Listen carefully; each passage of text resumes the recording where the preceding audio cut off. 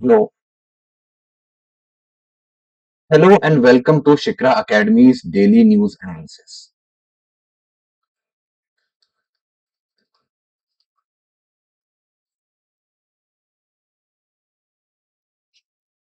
Today, we will be discussing five topics from the newspaper The Hindu,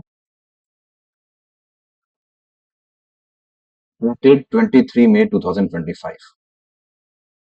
Tariff war and the global AI landscape, international law to take on Pakistan-backed terror, need for stable urban forests in India, autism care, and threat of antimicrobial resistance.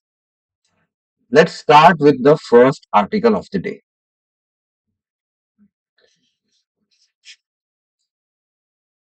Tariff wars and a reshaping of AI's global landscape. This particular article is important for GS Paper 2 International Relations as well as an applied topic in GS 3 Science and Tech along with Economy. Now, the emergence of aggressive tariff policies, particularly those implemented by the United States, targeting Chinese technology imports, has fundamentally altered the global artificial intelligence ecosystem. They have altered the global AI ecosystem.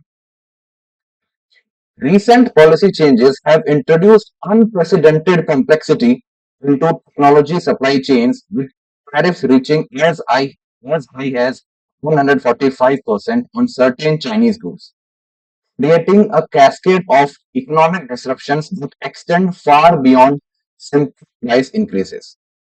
These trade tensions have forced multinational companies, MNCs, to reassess their entire operational strategies, triggering a massive restructuring of global manufacturing networks and investment priorities. The implications extend from immediate cost pressures in data centers construction to long-term shifts in technological competitiveness as nations and companies navigate an increasingly fragmented global trade environment. So, in this analysis, we examine that how these tariff wars are reshaping the AI landscape. Tariff wars reshaping the AI global landscape, affect everything from hardware procurement to strategic positioning in the global technology race.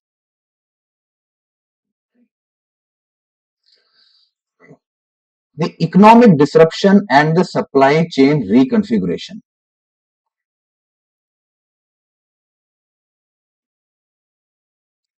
The tariff has caused, it has led to economic disruption and supply chain reconfiguration. So in this we have the immediate cost implications for AI infrastructure. The implementation of comprehensive tariff policies has created substantial financial pressure across the AI infrastructure ecosystem. The most significant impact falls on the Chinese imports, where 145% tariff add to $11.2 billion, specifically to AI data centers building costs. These figures represent more than mere accounting adjustments. They signal they signal a fundamental shift in the economics of AI infrastructure development. The tariff environment has led to the supply chain regionalization and manufacturing shifts. Supply chains, they are regionalizing and manufacturing shifts are there. Tariff environment has accelerated a fundamental restructuring of the global technology manufacturing networks. The concept of manufacture locally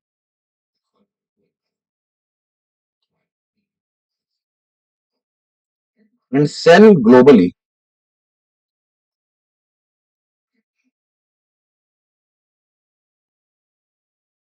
gained significant traction as companies seek to minimize tariff and geopolitical exposure.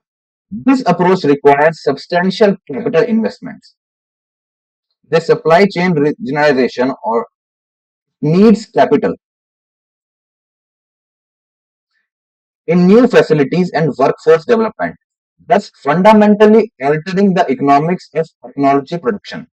The shift towards regionalized supply chains also creates opportunities for countries like Vietnam and India.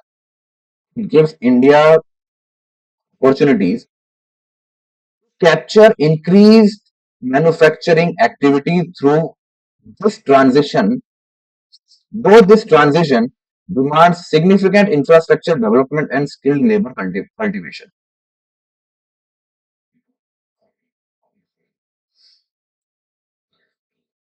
Technological sector adaptations, how the companies are adapting and their strategic responses.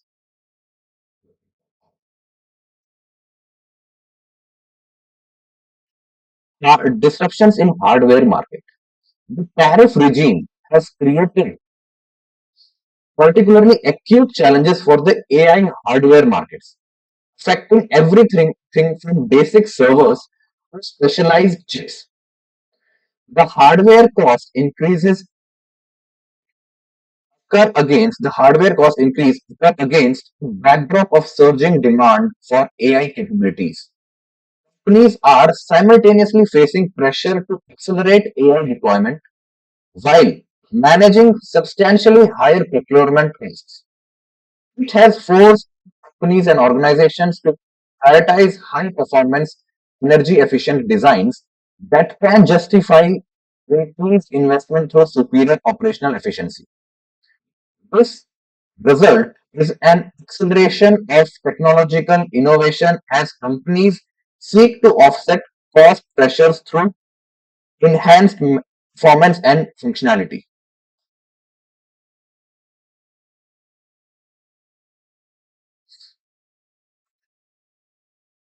The second adaptation are the corporate strategic realignments. How the companies they are realigning. Most technological companies and the organizations implementing comprehensive strategic adjustments in response to the tariff environment. So the tariff environment is forcing the corporate strategic realignments. Large companies,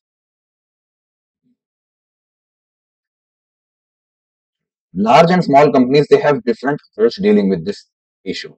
Larger companies with substantial capital resources are doubling down on AI-focused investments, viewing the current disruption as an opportunity to gain competitive advantage over the smaller competitors with limited resources. Smaller technology companies face challenging circumstances as limited financial resources constrain their ability to absorb increased costs to implement complex supply chains. So, this disparity in resources,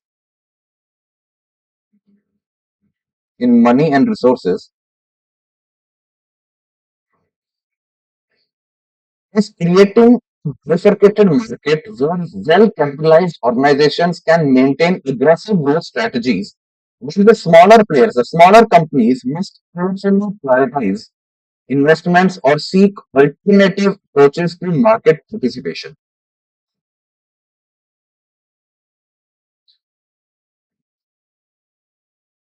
Next thing to discuss is the infrastructure deployment and the capacity challenges that the companies face. First is data center expansion requirements. AI revolution demands massive expansion of the data center capacity, with demand for AI ready facilities projected to grow at an average rate of 33% annually between 2023 and 2030.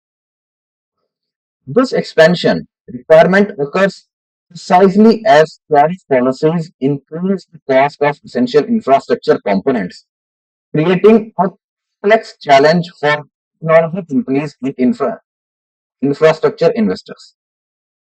With technology, innovation, and efficiency pressures, the second main challenge.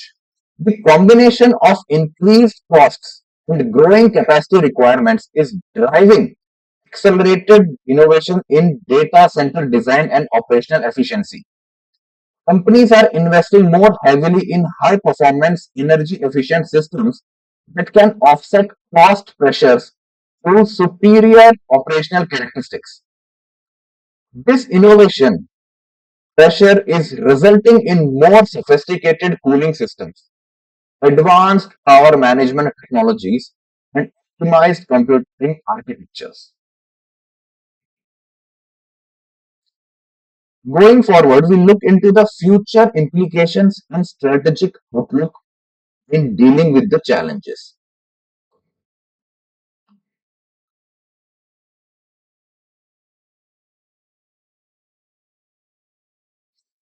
Market structures evolution. The current tariff environment is likely to produce lasting changes in the global technology market structures.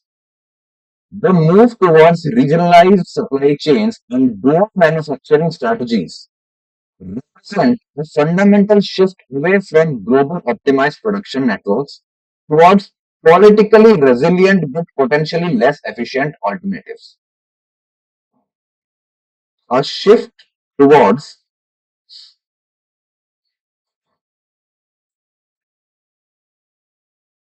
politically relevant players in states. This transition may result in permanently higher costs for certain technology components. It could also create more stable and predictable supply relationships. So the companies they need to make a balance between efficiency and stability of the supply chains.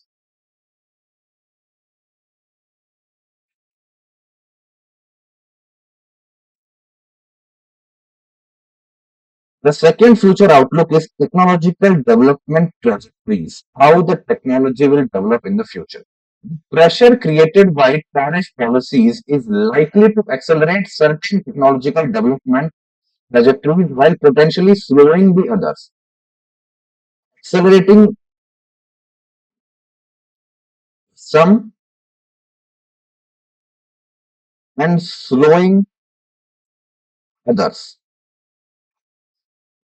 Companies facing higher component costs are investing more heavily in efficiency improvements and performance optimization, potentially advancing the state of AI hardware and software more rapidly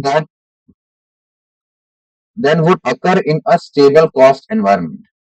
This innovation pressure could result in breakthrough developments in areas like energy efficiency, computational density, and system integration. In conclusion, the intersection of aggressive tariff policies and rapid AI development has created a complex, dynamic global landscape. The two processes are intersecting in the current world order. Aggressive tariff policies led by USA under Donald Trump and the rapid AI development which has pitted US against China in the AI race is creating a complex and dynamic global landscape. This landscape challenges traditional approaches to technology development and deployment.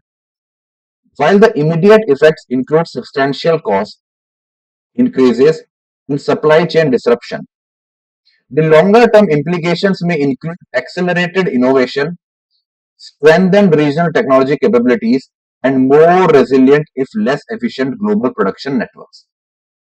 So there are short term challenges and long term opportunities. This landscape will create such an environment in which we will have short term challenges, and for a country like India, there will be long term opportunities. Ultimate outcome of these tariffs will depend not only on policy decisions, while but also on the ability of technology companies and nations to innovate their way through current challenges while building a more sustainable and resilient technological ecosystem. Moving on to the next big discussion, the article states use international law to take on Pakistan back. This particular article in from the Hindu advocates for India's strategic use of international legal mechanisms,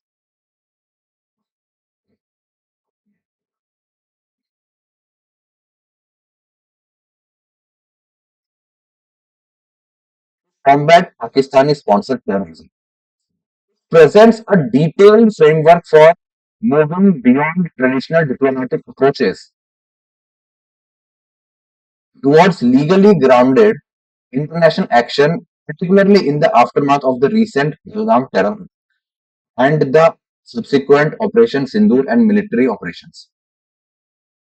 It also emphasizes, this particular article emphasizes the critical importance of building robust legal cases using existing international convention and treaties, while highlighting India's opportunities to leverage global, global legal institutions for addressing cross-border terrorism.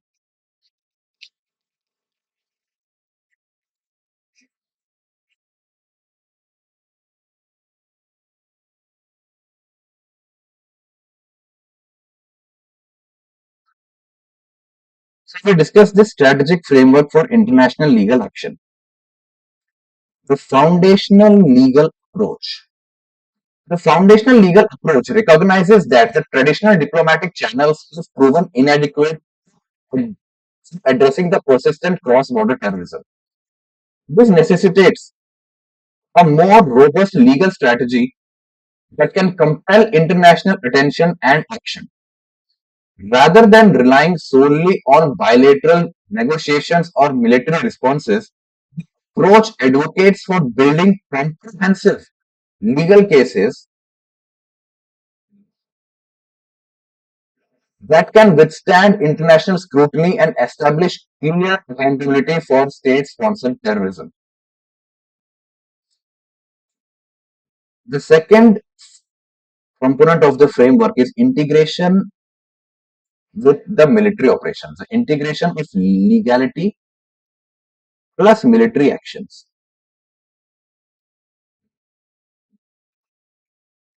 Integration of legal strategy with military action demonstrates a comprehensive approach that combines immediate tactical responses with long-term legal positioning.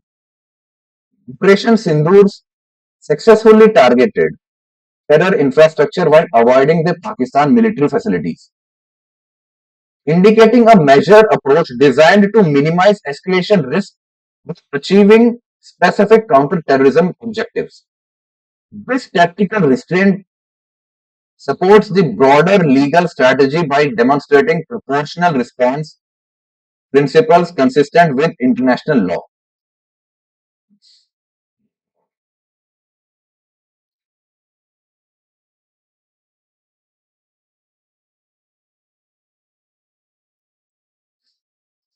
Now, the current international legal convention and mechanisms, existing treaty frameworks.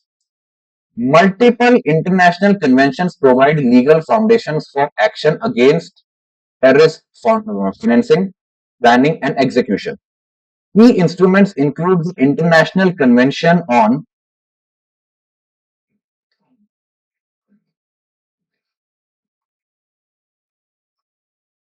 for suppression of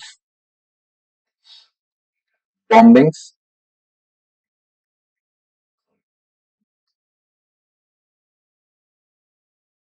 suppression of financing of terrorism, and other suppression acts. These conventions established clear legal obligations for statutes and for the states prevent terrorism originating from their territory, and to prosecute and extradite terrorists.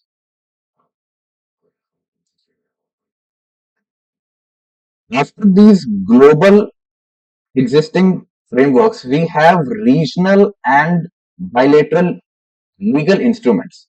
The Comprehensive Convention on International Terrorism, the CCIT, originally proposed by India in 1996, remains under negotiation due to definitional disagreements. The definitional disagreements regarding the good terrorists versus bad terrorists. There are definitional conflicts. Despite this ongoing deadlock, existing conventions provide substantial legal frameworks pursuing accountability through international courts and institutions. India should leverage these existing mechanisms rather than waiting for comprehensive treaty adoption. Regional conventions such as SARC's convention on SARC's Regional Convention on Suppression of Terrorism and Shanghai Cooperation Organization's RATS creates specific obligation for the South Asian countries, South Asian states, including India and Pakistan. These regional instruments often provide more targeted mechanisms for addressing cross-border terrorism within specific geographic contexts.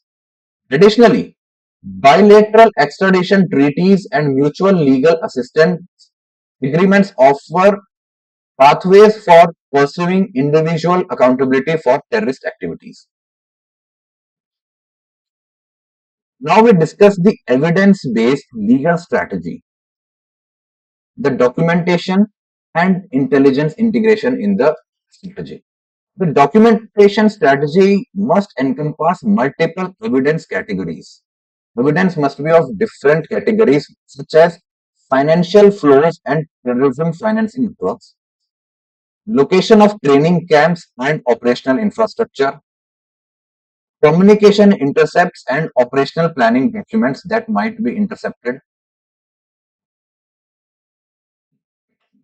witness testimonies and survivor accounts, physical evidence from attack sites and recorded material and recovered materials such as ID, guns, and ammunition.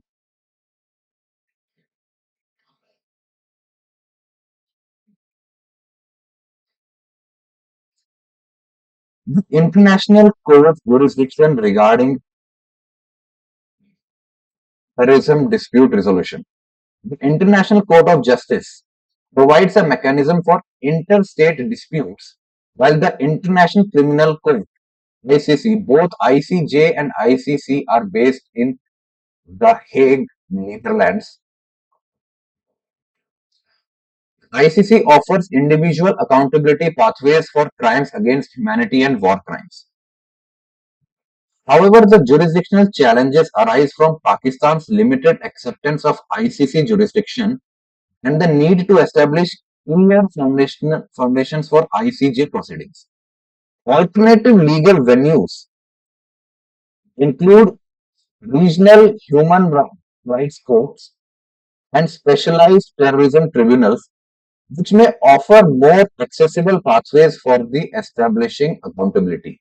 So the limitations of the international courts can to a certain extent be fulfilled by the alternative legal venues such as the regional human rights courts and specialized terrorism tribunals.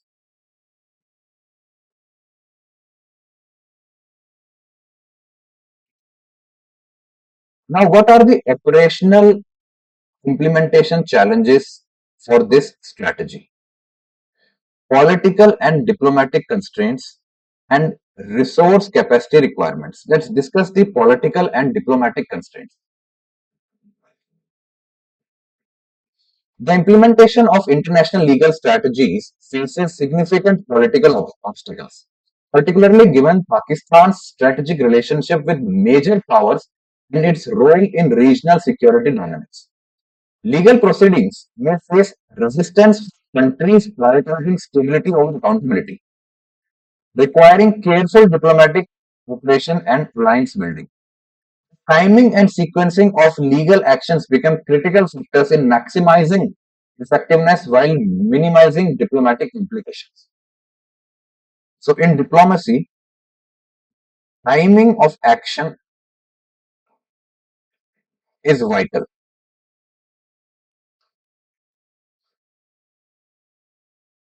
So, resource and capacity requirements. Pursuing international legal action demands substantial resources and specialized expertise in international law, evidence presentation, and diplomatic advocacy. India must develop enhanced capabilities in these areas, including specialized legal teams familiar with the international code, proceedings, and evidence standards. This capacity building requires long-term investments in legal expertise and institutional development. So we need to have a team of legal experts in the who are experts in the international law.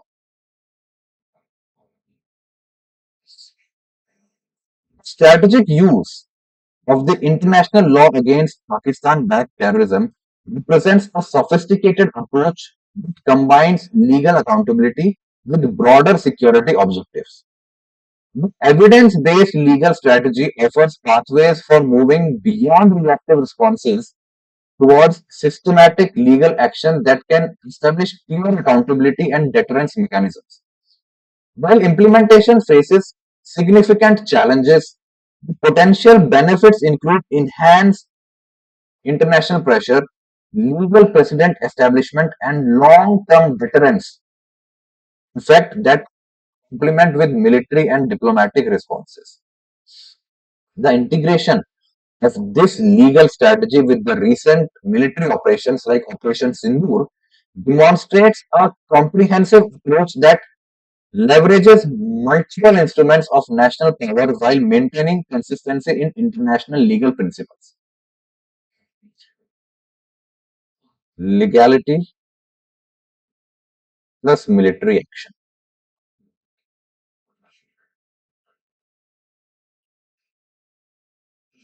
Moving on to the next article, why India needs stable urban forests. The pressing need for stable urban forests in India has emerged as a environmental and developmental challenge. This is highlighted by the recent controversies such as Kancha Gachibowli forest case in Hyderabad. This article examines the multifaceted role of urban forests in combating air pollution, climate change, and urbanization pressures while exploring judicial interventions and government initiatives aimed at forest conservation. So, this particular article will be important for GS3 environment syllabus.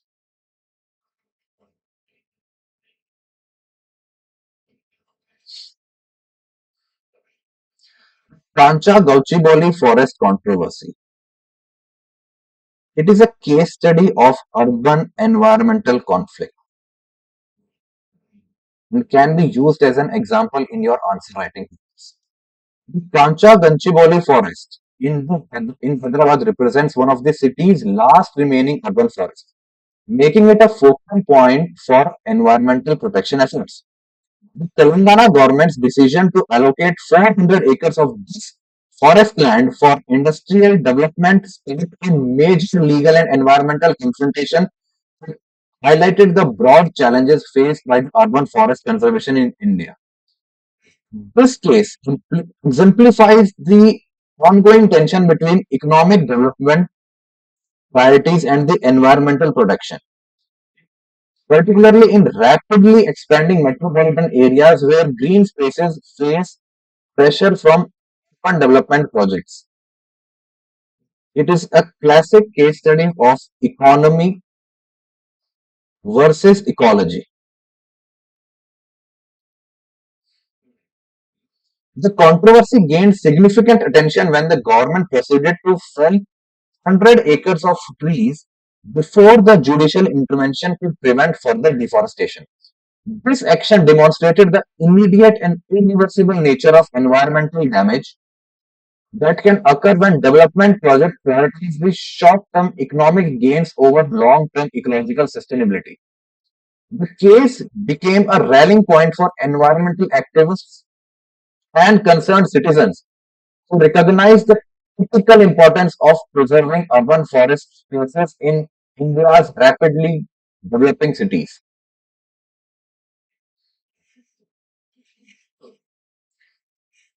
So we discuss the significance of urban forests.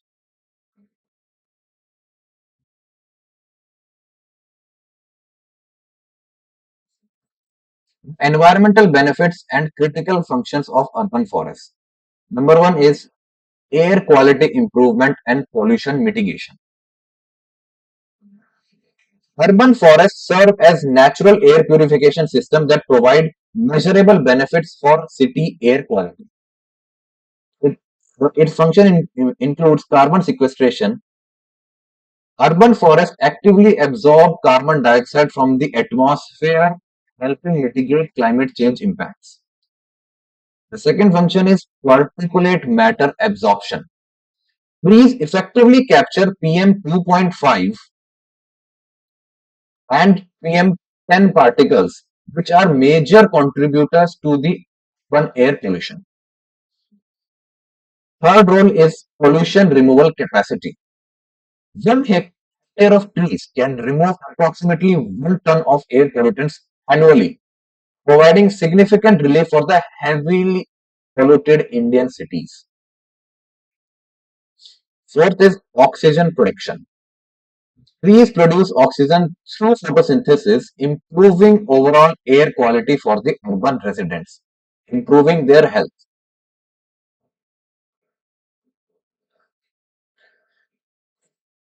Delhi's example illustrates the urgent need for enhanced urban forest cover as city regularly experiences alarming AQI levels of more than 400, well above the safe breathing standards. Urban forests represent a natural and cost-effective solution for addressing such severe air pollution challenges that plague many Indian cities. The second role that is played by the urban forest is climate regulation and urban heat island effect mitigation. Urban forests play a critical role in moderating city temperatures and combating the urban heat island effect that results from extensive concrete infrastructure and vehicle emissions. The climate regulation benefits include temperature reduction. Trees provide natural cooling through shade and evapotranspiration processes. Heat island effect mitigation. Green cover reduces the temperature differential between the urban areas and the surrounding regions. Microclimatic climate creations. Urban forests create specialized, localized climate zones that provide relief from the extreme temperatures in cities. Energy conservation. The fourth aspect is energy conservation. Cooler urban environments reduce the energy demand for air conditioning and cooling systems. Cities like Bengaluru and Chennai, which maintain more extensive green cover, experience less extreme heat compared to heavily built up urban areas, demonstrating the practical benefits of urban forest conservation.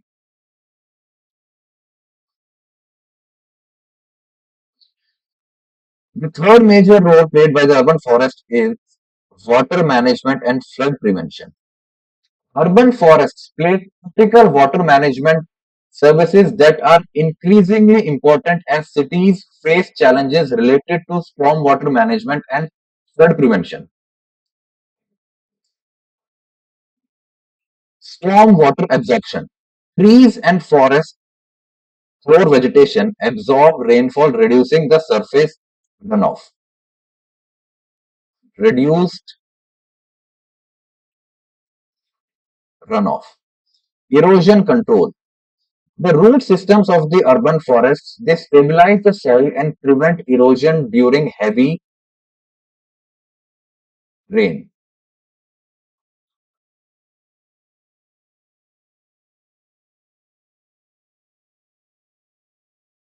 So it prevents soil erosion. Flood risk reduction. Urban green spaces act as natural retention areas during extreme weather events. And fourth is groundwater recharge. Forest areas facilitate water infiltration, supporting groundwater replenishment. These water management functions become particularly valuable as climate change increases the frequency and intensity of extreme weather events in the urban areas, and the water stress that the Indian cities are facing and will face in the near future. So, in conclusion, the need for stable urban forest in India represents a critical intersection of environmental protection, public health, and sustainable urban development. Kancha Gachibowli case demonstrate both the vulnerability of urban forests, development pressures, and the power of judicial intervention and public advocacy in protecting these vital ecological resources. Achieving long-term urban forest stability requires sustained commitment to legal protection, innovative functioning mechanisms, and integrated urban planning that recognizes forests as essential infrastructure rather than optional amenities. Moving on to the next article, new drugs arrive on block but AMR threats continue. So this is important for GS paper 3, science and technology and human health. The given article focuses on complex landscape of antimicrobial resistance and new drug development initiatives. So in this article, we'll be discussing about the antimicrobial resistance. Now, what is antimicrobial resistance? Antimicrobial resistance occurs when bacteria, viruses, fungi, and parasites, or the pathogens that we collectively call them, no longer respond to antimicrobial medicines. As a result of drug resistance, antibiotics and other antimicrobial medicines like antiviral, antiprozoan become ineffective and infections become difficult and more impossible to treat, increasing the risk of disease spread, severe illness, disability, and death. As of now, in the present global scale, antimicrobial resistance is one of the most pressing global health challenges in the present time. While new drugs are entering the market, the pace of resistance development often outstrips the rate of new drug discovery and approval. So, the rate at which resistance gets developed in microbes is greater than the speed or at the rate of new drug production and use. AMR, antimicrobial resistance, represents a multifaceted crisis involving not just the scientific and medical challenges. It also includes economic, regulatory, and social dimensions.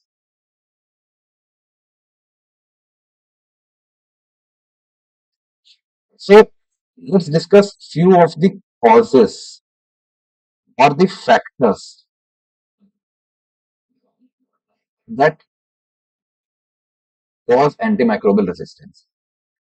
One is neglected and overuse of antimicrobial medicines.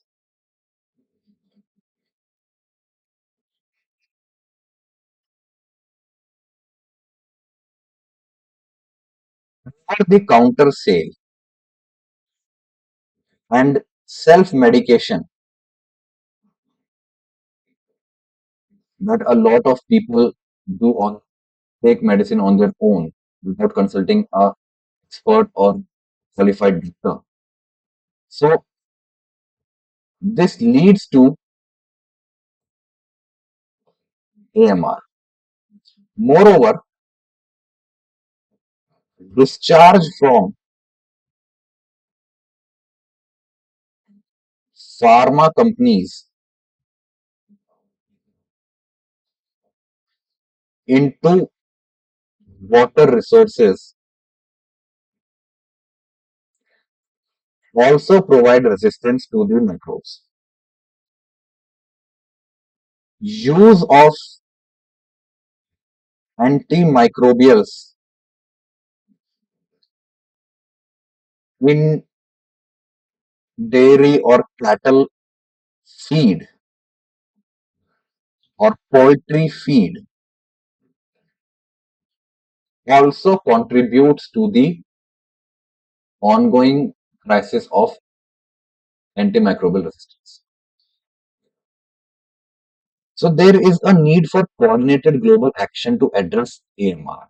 What is the currently global community doing to tackle the issue of antimicrobial resistance?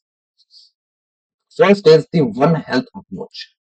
AMR is a complex problem that requires both specific actions in the human health, food production, and animal and environmental sectors, and a coordinated approach across these sectors. One Health refers to an integrated, unifying approach that aims to achieve optimal and sustainable health outcomes for people, animals, and ecosystem.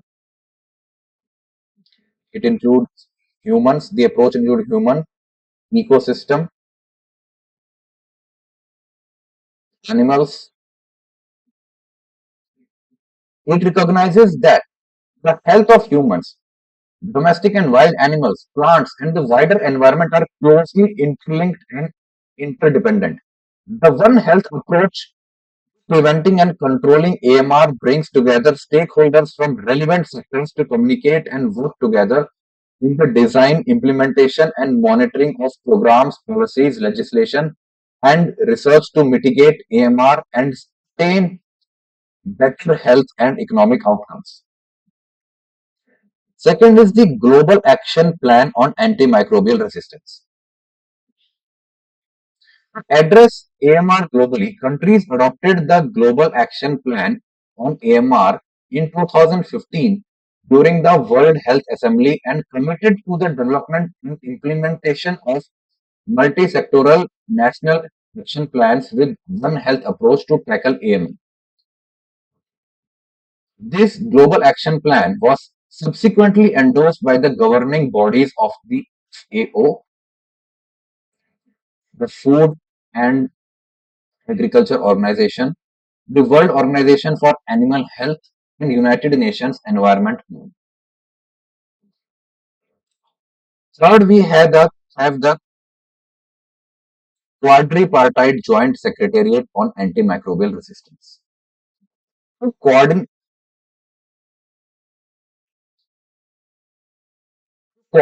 the One Health global response to AMR, WHO works closely with FAO, the United Nations Environment Programme, and World Organization for Animal Health (WOAH). These four organizations that is WHO, FAO.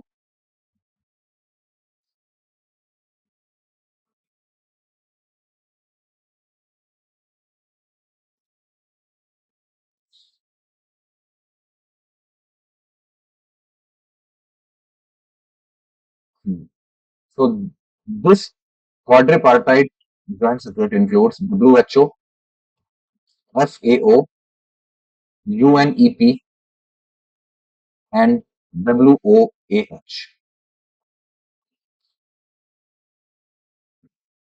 The four organizations are known as quadripartite.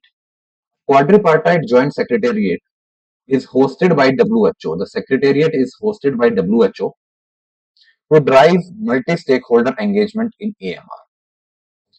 Along with this, these four organizations they held high-level meetings on AMR under the aegis of UN. Moreover, we observe the World AMR Awareness Week every year. World AMR Awareness Week is a global campaign to raise awareness, understanding, and best practices with the public. One of the WHO's official health campaigns since 2015. It started in 2015 after the launch of Global Action Plan and is celebrated and is observed between 18 to 24 November every year.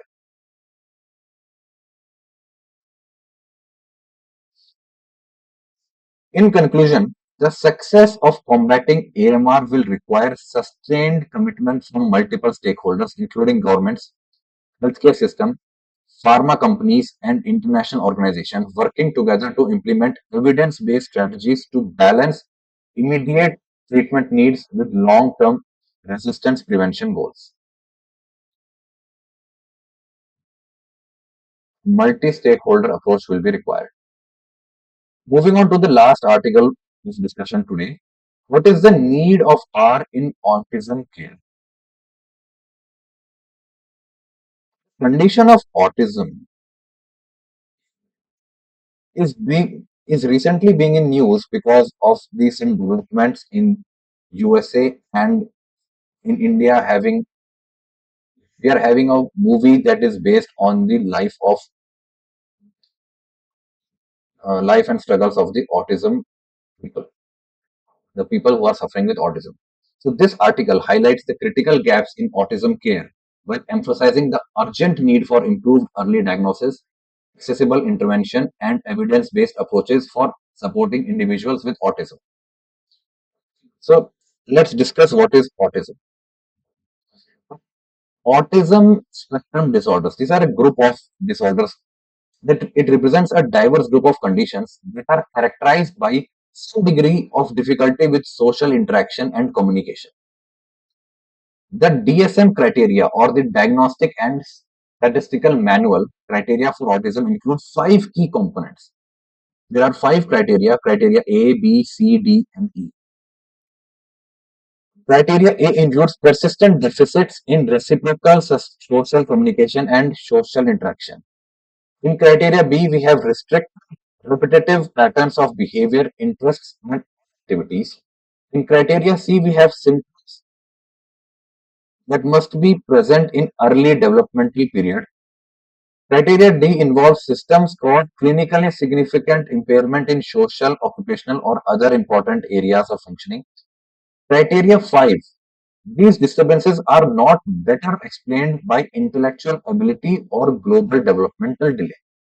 So these are the five criteria. Now let's discuss in brief about the causes and contributing factors. So we discussed the genetic foundations. Autism is highly heritable and polygenic, with genetics playing the dominant role in autism development. While individual risk factors have been identified, none offer a clear path to broad prevention. Multiple genes contribute to autism risks. It involves multiple genes. Along with the genetic foundations, the genetic factors, we have the environmental factors. In environmental factors, we can have prenatal exposures.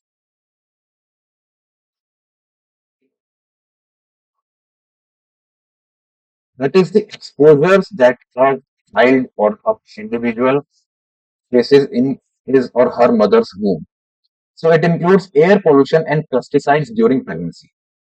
The maternal health conditions, the fever, infection, diabetes, obesity, and immune system conditions of the mother can also lead to autism in the children.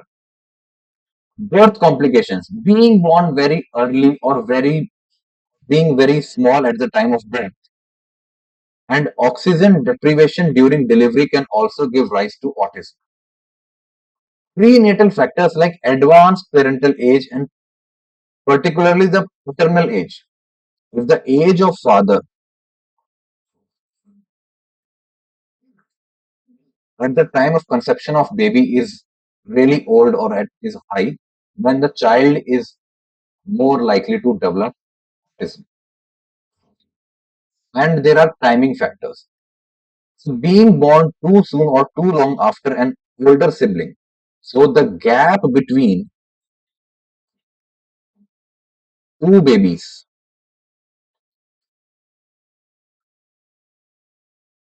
if this gap is too small or too long, it puts the baby B in risk of developing autism. After discussing the genetics and the environmental factors, we see the gene and environment interactions in giving the autistic conditions. Environmental factors alone are unlikely to cause autism, but may increase a child's chances of developing autism when combined with certain genetic factors. This interaction model helps explain the complex etiology of autism and why prevention strategies remain challenging to develop. So, the prevention strategies are under development because we are not able to pinpoint the exact factors, exact reasons why autism gets developed in a child or in a person in the first place. With this, we have come to an end of today's discussion, today's DNA. Before going, let me remind you that Shikra Academy has launched its TSPSC Group 1 batch. It is a 1 year all-inclusive program with an initial discounted fees of rupees 40,000. Similarly, for TSPSC Group B, we have a 1 year full inclusive foundation batch with an introductory price of rupees 20,000. So for admissions and free demo classes, call and book your seats now. Thank you.